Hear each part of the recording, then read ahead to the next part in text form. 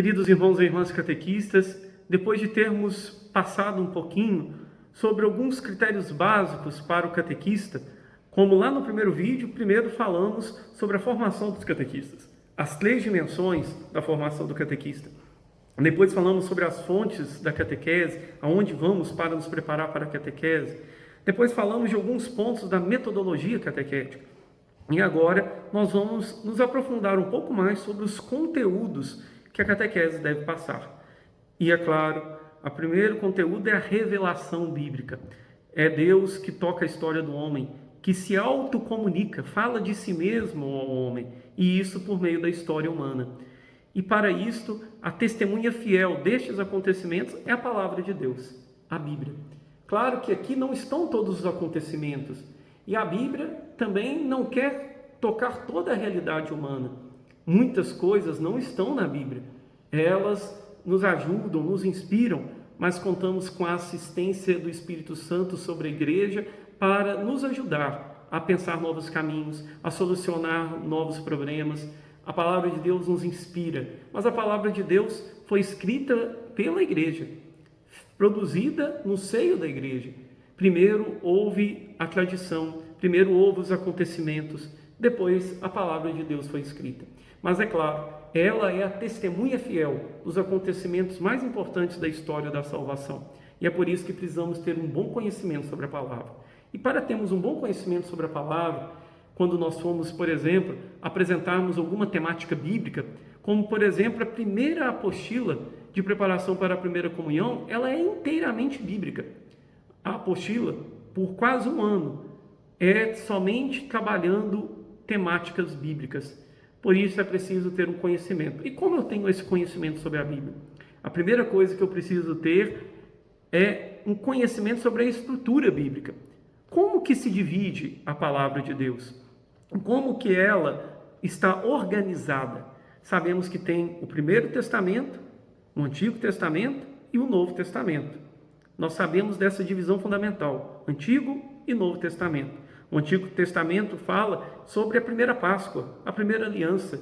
O Novo Testamento já é a revelação em Jesus Cristo. E é necessário entendermos um pouco esta organização bíblica. Os 5 primeiros livros da Bíblia são chamados de Pentateuco. Ali está o coração do Antigo Testamento, porque ali está o início da fé judaica, o início da revelação de Deus ao homem.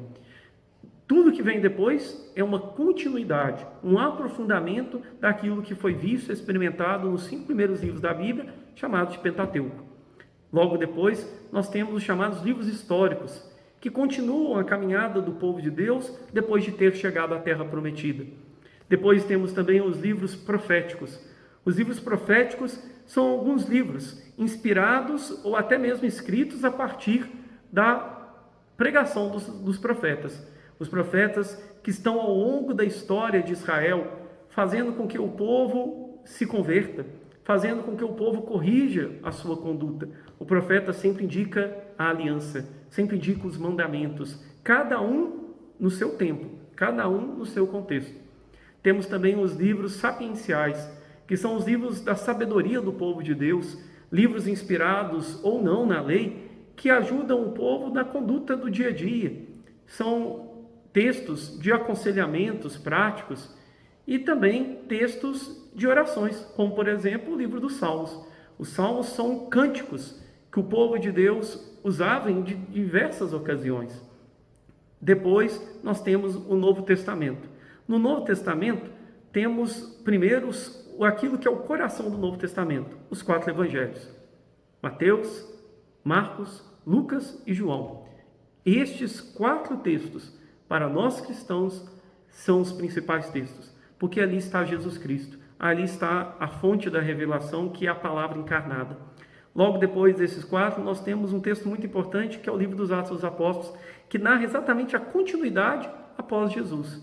O início da igreja, os primeiros anúncios, as primeiras comunidades, e depois vem as cartas, que também demonstram esta expansão do cristianismo.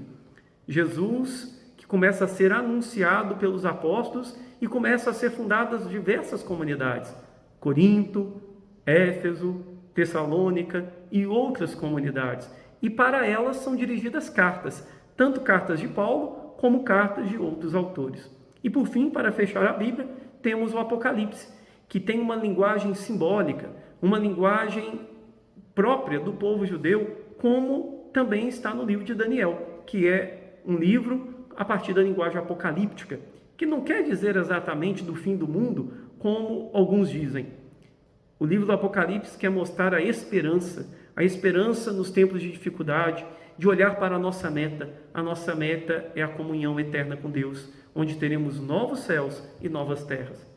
Então, primeiro eu preciso compreender a organização bíblica.